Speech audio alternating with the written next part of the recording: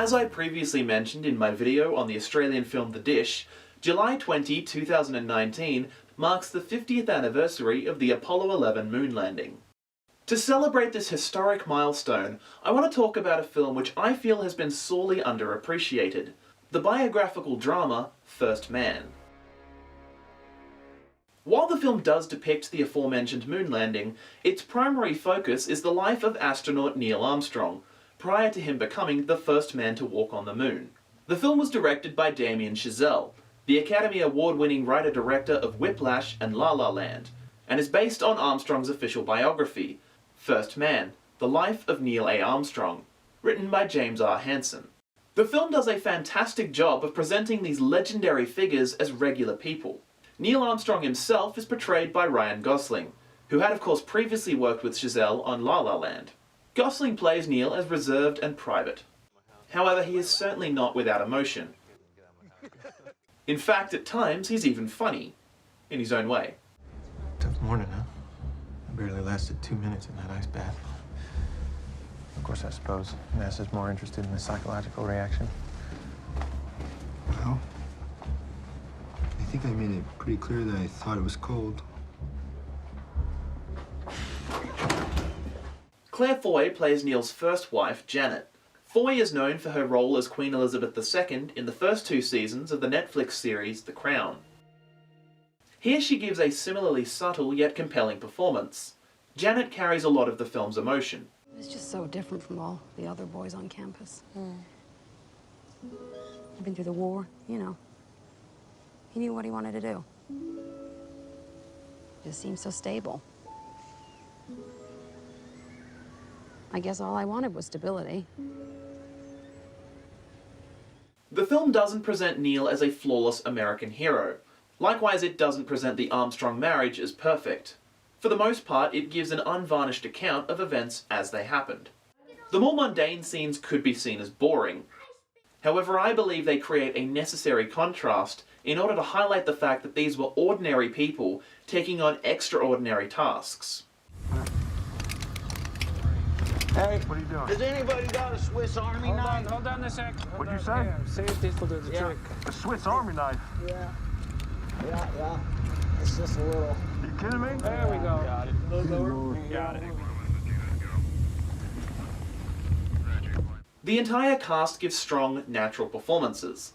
The believability of the characters' relationships make the inevitable losses all the more affecting.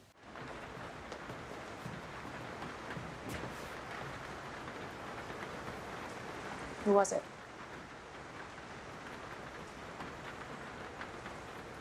Corey Stoll's portrayal of Buzz Aldrin isn't necessarily all that flattering to the man himself, though apparently it isn't unfounded. You think you're going to the moon?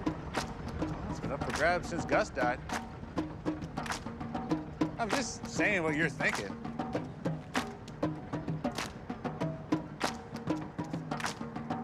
Well, maybe you shouldn't. This is a surprisingly intimate film. Chazelle strived to create an immersive experience for the viewer. For example, the Gemini 8 launch is shot entirely from within the cabin.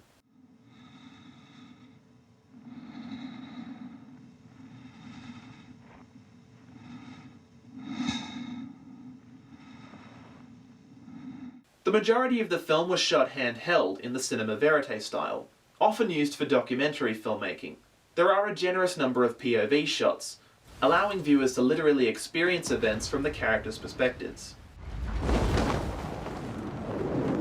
The film doesn't shy away from presenting alternative viewpoints, or from allowing characters to question the high cost of America's space program.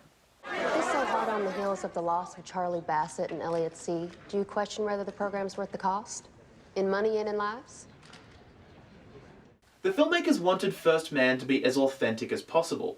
To that end, they avoided the use of green screen, instead using massive LED displays of up to 10 meters. The film was shot in 3 different formats.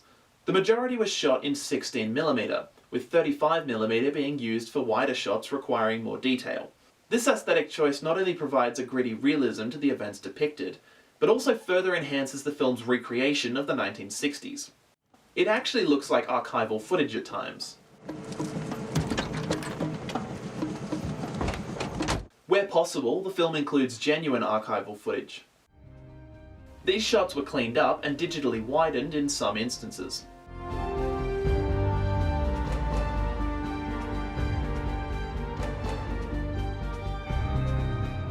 The climactic sequence on the moon was shot in IMAX 70mm. The transition is truly breathtaking, even when viewed on a smaller screen.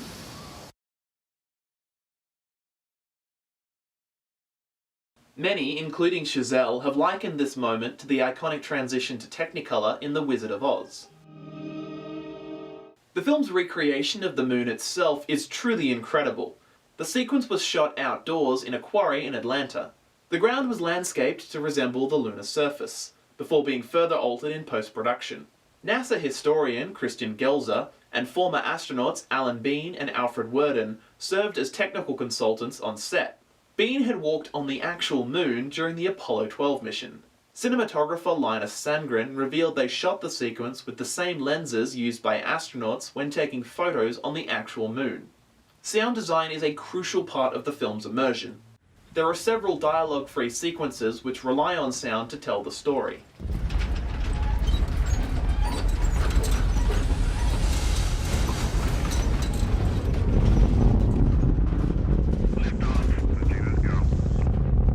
Justin Hurwitz's score isn't elaborate, but helps set the tone of each scene. Hurwitz actually won the Golden Globe Award for Best Original Score. First Man is notable for its historical accuracy. The film nails the more obvious historical reenactments. That's one small step for man, one giant leap for mankind. I know it's really nerdy, but I also loved hearing Gosling deliver some of Armstrong's less quotable remarks. At the foot of the ladder, the limb footbeds are only impressed in the surface about 1 or 2 inches. Although the surface appears to be very, very fine-grained as you get close to it. It's almost like powder. However, by all accounts, it also gets a lot of the less well-known details correct. Nearly all aspects of the film were corroborated by authoritative sources or eyewitnesses. Armstrong's 2 sons, Eric and Mark, have both endorsed the film's depiction of their father. The film's most blatant fabrication occurs while Neil is on the moon. The moment in question is strongly tied to his arc. If you've seen the film, you'll know the moment I'm referring to. If not, I won't spoil it for you. While there is no definitive proof it actually happened, it cannot be entirely ruled out either. It is, at the very least, plausible. Prior to the film's release, it was reported that First Man would not show Armstrong and Aldrin planting the American flag on the moon. This was immediately blown out of proportion, with many calling the omission unpatriotic, including some who really had no business weighing in on the discussion. It is important to note those who were criticizing the film hadn't even seen it. Of course, those who have seen the film will know how ridiculous those accusations were. The flag planting wasn't omitted out of a sense of national shame, it simply wasn't relevant to the story being told. At the risk of sounding pretentious, First Man isn't the kind of film that you simply see, it's the kind that you experience. If you haven't yet, I'd highly recommend you do so, especially if you're at all interested in that era of space exploration. If you have seen First Man, I'd love to hear your thoughts in the comments. If you liked this video, why not give it a thumbs up? Maybe share it with a friend. Or an enemy. Either way, be sure to subscribe and turn on notifications to see more content here on Channel 73.